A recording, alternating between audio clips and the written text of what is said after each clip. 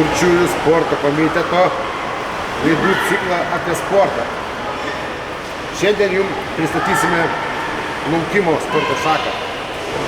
Kalbiname garsią trenerę Aušrą Gardžiulienę.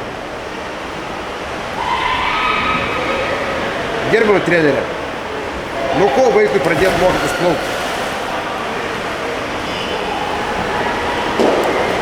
Pirmiausia, vaikas turi ateiti į baseiną, mokytis plaukti pas trenerį. Tai lengviausias būdas, kuo greičiau susipažinti su vandens savybėmis, priprasti prie jo, išmokti kvėpuoti ir tuomet pradėti mokytis plaukti.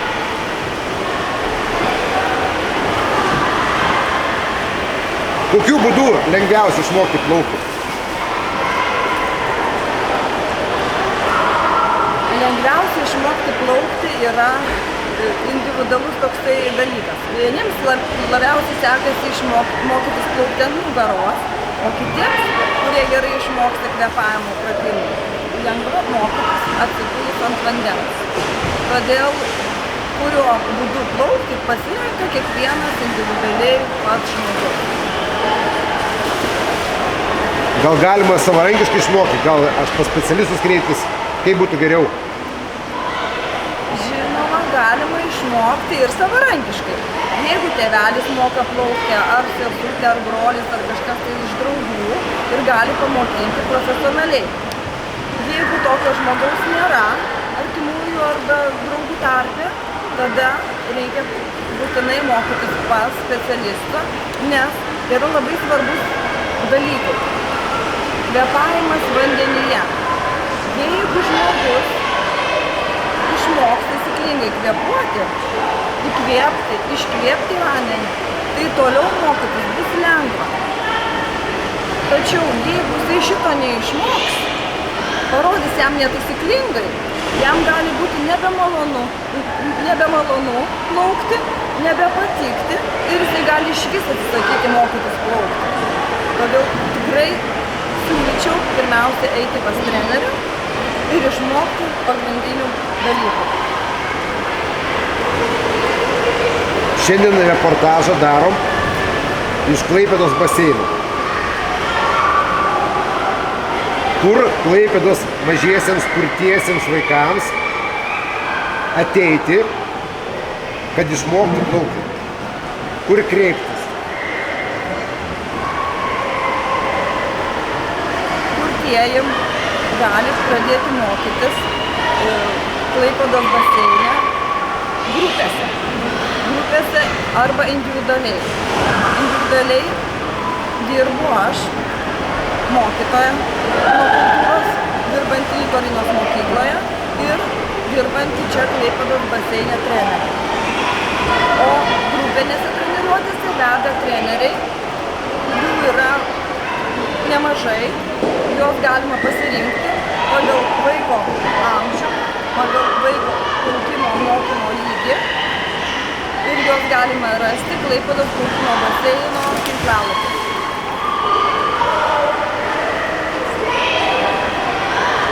Kokie apskritai yra plaukimo būdai? Kiek jų yra? Plaukimo būdų yra 4. Pagrindiniai plaukimo būdai yra 4. Tai plaukimas krauliu, kada plaukiame žemyn nuleidus galvą ir įkvėpimą darome per šoną. Antras plaukimo būdas yra nugara, kada plaukiame ant nugaros ir rankas vieną po kitos keičiame priekį. Sekantis plaukimo būdas yra krūtinė, dar vaikai vadina varlytę, kadangi kojų judesiai yra kaip varlytės, išsisuka, o rankos yra stumamės į priekį. Ir paskutinis plaukimo būdas, 4, yra delfino, kada rankos kartu iškyla iš vandens vienu metu ir neriama su bangelė pirmyn į vandenį. Tai yra sunkiausias plaukimo būdas, tačiau pats gražiausias. Turbūt labai svarbu vaikui išmokti laikytis ant vandens. Be plaukimo. Žinoma, tai yra pagrindinės, kaip jau ir minėjau, pagrindinė pagrindas. Kvėpavimo pratimai, po to atsigulti vandenį.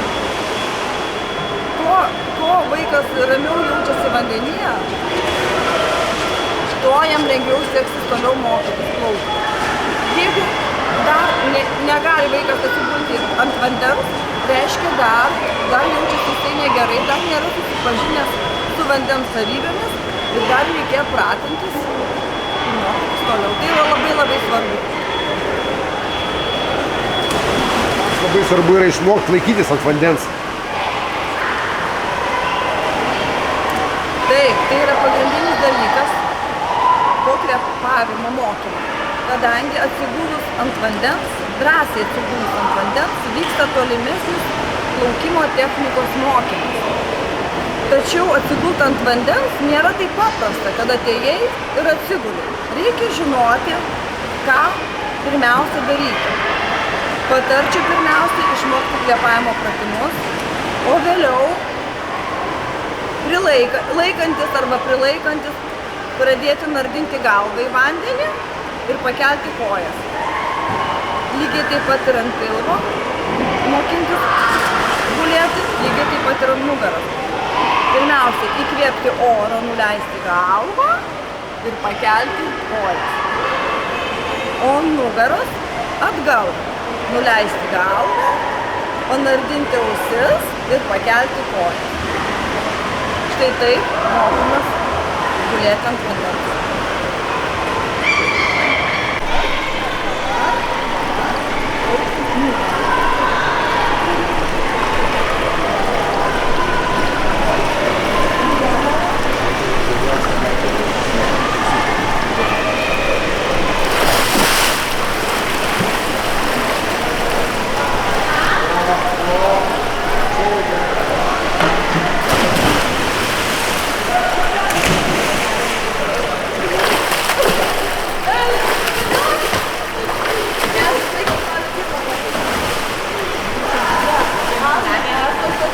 Klaipėdos baseine sutikome Klaipėdos Litorinos mokyklos moksleivį Arną.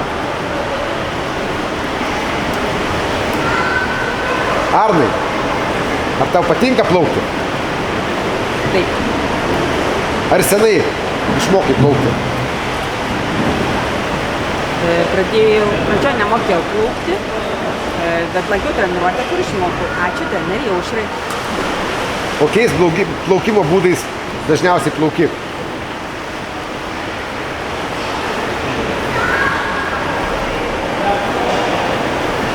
Mano mėgstamiausia yra nugara ir krūtinė. O kuris labiau? Labiau gal krūtinė. Kiek esi kilometrų nuplaukęs pavyzdžiui, per treniruotę? Per vieną treniruotę nuplaukiu nuo 1 iki 1,5 kilometro. O jūroje, ežeruose esi plaukęs? Taip. Jūrai ne, o ežere kol.